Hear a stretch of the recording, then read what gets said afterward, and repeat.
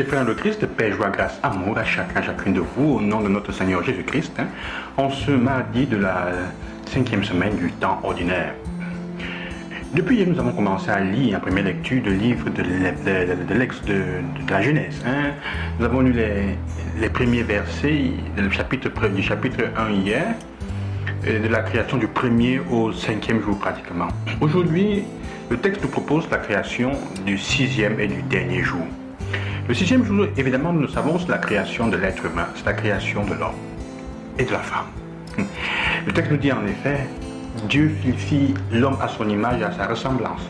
Homme et femme, il les créa. L'expression française n'a pas... Normalement, la question dit, le texte original dit, Dieu fit l'homme à son image et à sa ressemblance, on pourrait dire l'humain, masculin et féminin, il le fit. Ça veut dire la première chose, c'est que la création du masculin et du féminin dans l'humanité, de l'homme et de la femme, disons comme ça dans l'humanité, est une chose qui est liée directement à Dieu. Ça veut dire que les deux aspects sont compris, sont contenus en Dieu. Ne regardez pas ça d'une façon sexuelle, ça n'a rien à voir avec la dimension génitale, mais avec la caractéristique, la qualité et du spécifique du type d'être. Je ne peux pas entrer dans ces dimensions trop, mais juste pour dire quoi?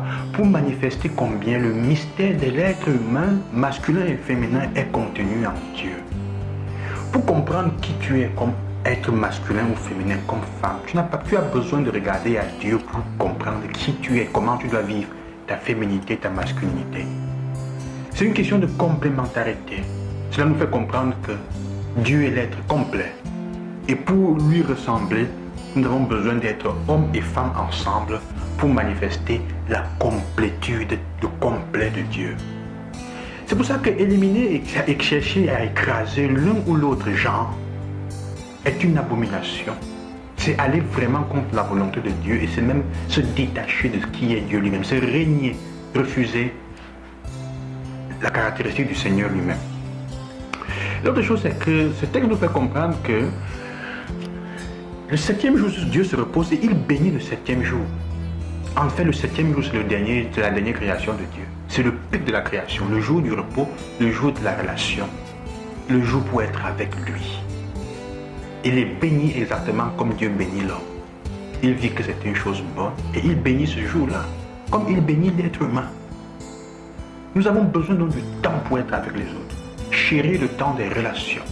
Chérir le temps de la relation avec Dieu parce que c'est le point d'arrivée de la création. C'est le pourquoi Dieu a créé pour que nous soyons avec lui et pour qu'ensemble, étant ensemble, nous puissions manifester la complétude et l'être avec lui.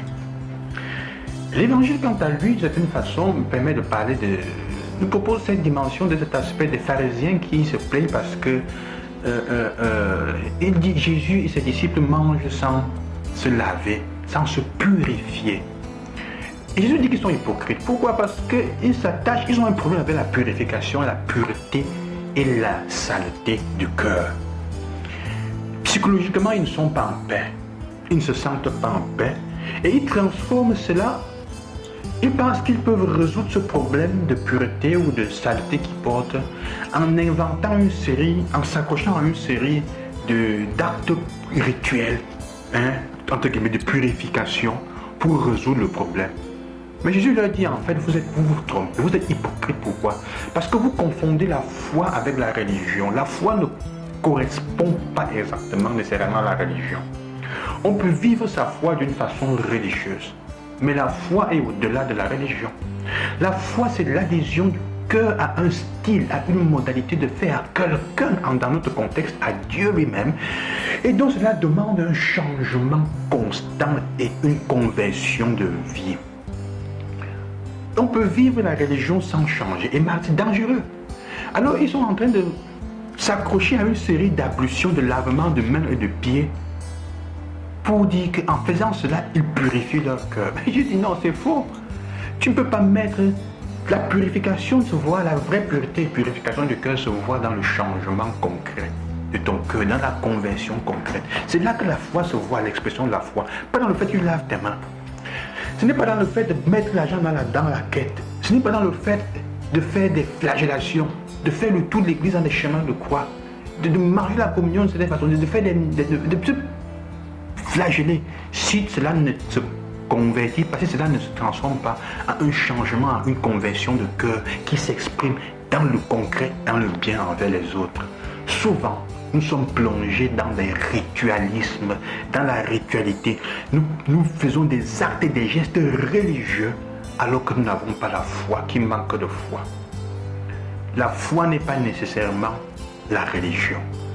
Elle peut s'exprimer à travers des rites religieux, à condition que ces rites religieux soient le signe et l'expression d'un changement réel qui nous porte à aller vers les autres.